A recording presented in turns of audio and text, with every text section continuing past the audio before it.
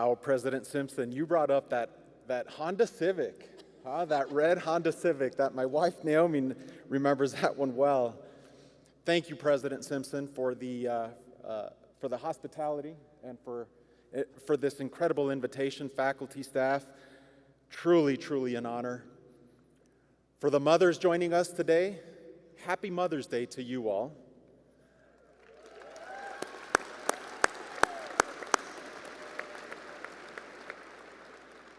Para todas las madrecitas que nos acompañan, feliz Día de las Madres a ustedes.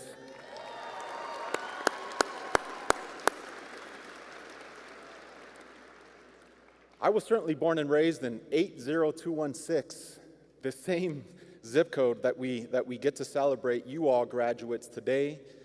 I was born and raised on Fillmore Street, just a couple miles down. I hear some Fillmore crew in the house. My mile marker growing up was a Purina factory that is 0.8 miles from here. I looked it up on GPS this morning, 0.8 miles. That was my mile marker growing up. And this very neighborhood is where I heard things like, el camino al éxito siempre está bajo construcción. The translation, the road to success is always under construction. The lesson there for me growing up in this neighborhood is that long-term persistent thinking and action is necessary. I also heard things like, camarón que se duerme se lo lleva la corriente. The translation, pretty much, not a perfect translation, but it's pretty much a, if you snooze, you lose, or the early bird gets the worm. The lesson there is alertness, action, and showing up in every space being the best prepared that you possibly can.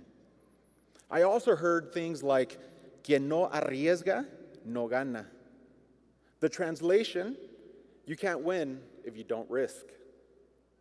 The lesson there for me is putting yourself out there consistently, risk-taking, are all fundamental to creating the world that you see. And so the dream of mine growing up in 80216 in this neighborhood of Swansea was to attend a top engineering school, which is just west from here in Golden. I didn't quite get there due to financial constraints. Last second, I pivoted and I enrolled at the Westminster campus of Front Range Community College back in 1997.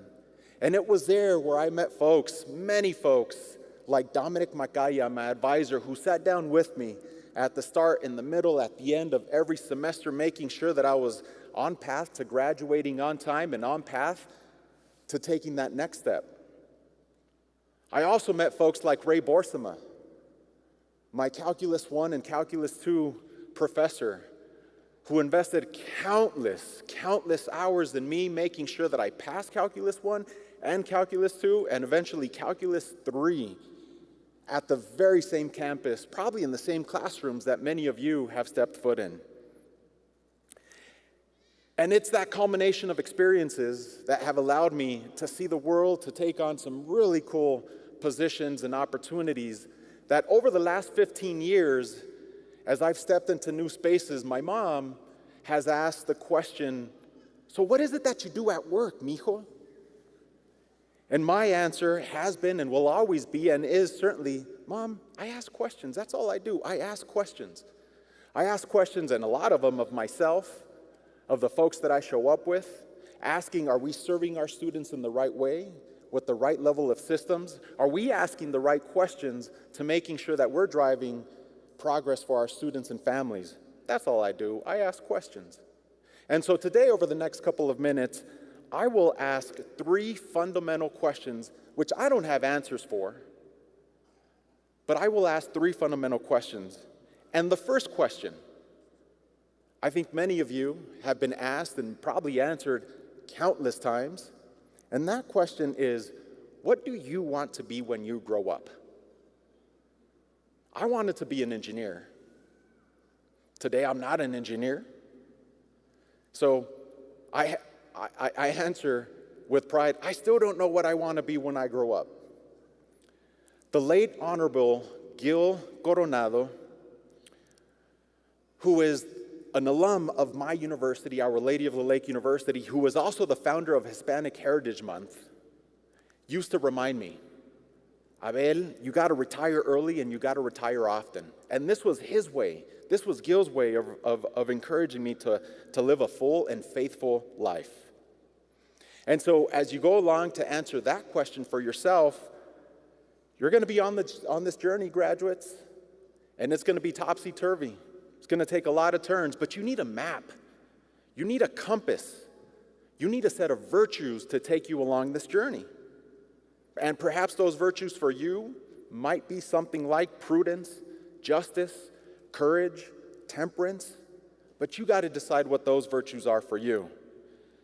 Because the fact of the matter is, the world that you are stepping into, the world that you are inheriting, does not need passive observers. They need you to be good, to provide goodness. And the world that you're stepping into needs emerging leaders like yourself to draw new maps of hope across the world. And so I know that your education is about a transfer of knowledge. I certainly know that your education is about making a living. I also know that your education is about formation of conscience, of courage, of character, and about living a livelihood based on your values. And so I hope that you choose hope. I hope that you choose goodness above anything and everything else. And I hope that you will be a graduate who is courageous, that you will be a graduate who dignifies, that you will be a graduate who is purposeful, persistent, and drives progress for yourself and for your community. So that leads me to my second question. What will be your guide? What will be the virtues, the compass, the map that you use throughout your journey? What will be your guide? Many people, graduates, have believed in you. It is absolutely clear, and many people believe in you today. Just look, you have families, your families and friends joining you today. And many have invested in you. Some folks you know of, some folks you will never know, taxpayers of our state, are investing in you, have invested in you. And so we know that the endeavor of education is not a solo one. It is a collective endeavor. No one educates alone. I wasn't educated alone. It's a network. It's a system of faculty, of staff, of friends, of family, of peers who care for you, who love you. And so education is a we endeavor. It's not a me endeavor. It is a we endeavor. And so for these reasons, graduates, you have a debt to pay. You have a debt to pay to society, to do good with your education and to pay it forward. Your legacy, I promise you, your legacy is not dependent on how long it took you to reach this milestone.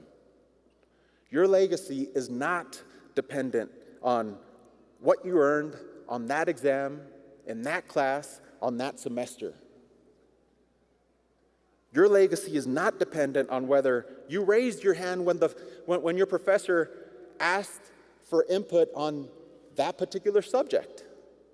And I promise you, your legacy is not dependent on whether you are from 80216 or from Fillmore Street. Nope, it's not dependent on those things, graduates.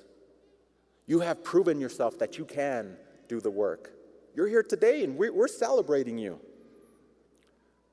And so the question that really matters is the third question that I ask of you today. That third question is, what kind of ancestor do you want to be?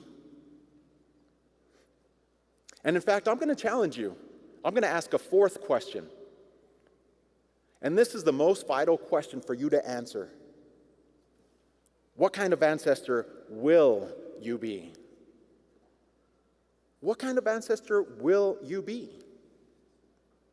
I hope that you will be courageous. I hope that you will be hopeful. I hope that you will be dignifying. I hope that you will be persistent.